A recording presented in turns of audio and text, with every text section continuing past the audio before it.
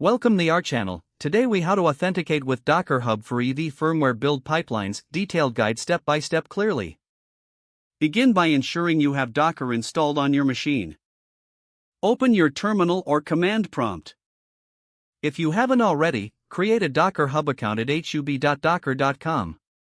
Once your account is ready, return to the terminal. Use the command docker login to initiate the authentication process. You will be prompted to enter your Docker Hub username. Type in your username and press enter. Next, you will be asked to provide your Docker Hub password. Carefully enter your password and press enter again.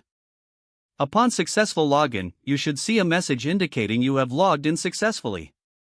In case you encounter an error, double-check your username and password for accuracy. Now, let's configure your build pipeline. Determine the continuous integration tool you are using, such as GitHub Actions or Jenkins.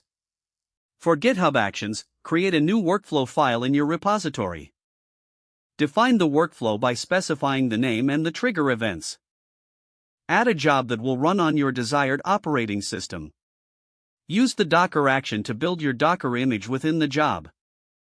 In the job steps, include the Docker login command using your Docker Hub credentials. You can store your credentials as secrets in GitHub Actions for security. Refer to these secrets in your login command. Next, define the steps to build your EV firmware Docker image. Use the Docker build command along with specifying the path to your Docker file. Once the image is built, push it to Docker Hub using the Docker push command. For Jenkins, access your Jenkins dashboard and create a new job. Under Build Environment, check the option for Use Secret Texts or Files. Add your Docker Hub credentials as a secret text. In your build script, include the Docker login command referencing the secret. After logging in, proceed with the Docker build and push commands. Verify your image on Docker Hub once the pipeline completes successfully. Don't forget to like this video and subscribe to our channel for more step-by-step tech guides.